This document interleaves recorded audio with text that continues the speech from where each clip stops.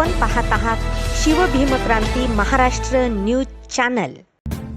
अखिल भारतीय छावा संघटनेचा परभणीत सुभाष जावळे यांच्या प्राणांतिक आमरण उपोषणाला जाहीर पाठिंबा देण्यात आला आहे। मराठा आरक्षण समन्वय समिती महाराष्ट्र राज्याचे संस्थापक अध्यक्ष सुभाषदादा जावळे हे मागील 25 सप्टेंबरपासून मराठा समाजाला आरक्षण मिळावे आणि इतरही महत्त्वाच्या मागण्यांसाठी जिल्हाधिकारी कार्यालयासमोरील उपोषण मैदानात प्राणांतिक आमरण उपोषणाला बसले आहेत। मागील 3 दिवसांपासून सुरू असलेल्या या उपोषणाला विविध पक्ष, सामाजिक संघटना आणि सामाजिक कार्यकर्त्यांनी या उपोषणाला उपोषणस्थळी भेट देऊन पाठिंबा दर्शवला आहे। त्यातच 27 सप्टेंबर रोजी अखिल भारतीय छावा संघटनेचे प्रदेश संघटक शिवाजी सवंडकर यांनी भेट देऊन आपल्या संघटनेचा पाठिंबा जाहीर केला आहे। यावेळी त्यांच्यासोबत आत्माराम दवळी, डॉक्टर सुभाष बोंडे, तन्मय सवंडकर, सकाराम पांडवे आदींची उपस्थिती होती।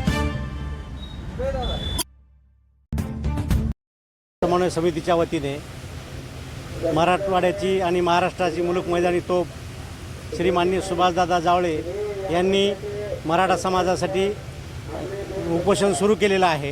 कारण की सरकारला आम्ही EWS रद्द करा म्हणलो नाही, पण सरकारनं आमचं OBC तर दिलं नाही, पण EWS का रद्द केलं यासाठी दादा उपोषणाला बसलेले आहेत। आणि त्यांची ही प्रमुख मागणी आहे किंवा आम्हाला अगोदर OBCत आरक्षण द्या आणि नंतर EWS रद्द करा, त्यासाठी उपोषण चालू आहे। काय वाटते तुम्हाला आता या आरक्षणाला घेऊन सरकारची काय मानसिकता आहे? साहेब, सरकारची तर मानसिकता नाही म्हणून तेवढा आज 1.5 वर्ष झालं समाज एवढा रस्त्यावर उतरलेला आहे। आम्ही आमची मागणी मागतो, इतर समाजातसुद्धा आम्हाला पाठिंबा आहे, तरी पण हे सरकार आरक्षण द्यायच्या अजूनही तयारीत नाही। सरकारचा अर्थ मग भांडवल करण्याचा किंवा कळवण्याचा किंवा असा प्रकार करण्याचा वाटते का, की फक्त आरक्षणाला हो म्हणून बगल देण्याचा कुठंतरी? साहेब, सरकारनं मागच्या वेळेस जरा मुंबईला आमचा एवढा मोठा करोडो लोकांचा मोर्चा नेला, त्यावेळेस सन्माननीय मुख्यमंत्री साहेबांनी सांगितलं की बा आम्ही तुम्हाला आरक्षण दिलं, पण आरक्षण कुठं कागदावर कुठं दिलं, तोंडी म्हणलेत। पण देखील मराठा आरक्षणासाठी अनेक तरुणांनी आपला जीव दिला। साहेब, काय आता जावळे साहेबांसारखे ज्येष्ठ नेते या वयात प्राणांतिक उपोषण करतायत, जरांगे पाटलासारखे नेते म्हणजे किती वेळेस तरी मागच्या वर्षभरात उपोषण झालं तरी वर्षापासून मनोज दादा जारांगे हे उपोषण करतात आणि उपोषण करून सरकारनं बरेच वेळेस चर्चा करून उपोषण करून काही मार्ग आरक्षणाबद्दल काढलेला नाही।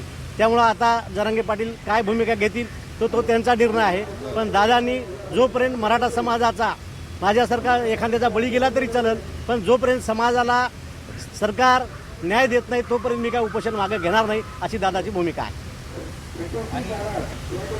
मी सुभाषदादा जावळेच्या नेतृत्वाखालीच आतापर्यंत छावा मराठा सेवा संघ महासंघात काम करीत आलो आहेत। ते आमचे नेते आहेत आणि मी छावा संघटनेचा आणि छावा संघटनेच्या वतीनं माझ्या दादाच्या उपोषणाला पाठिंबा आहे।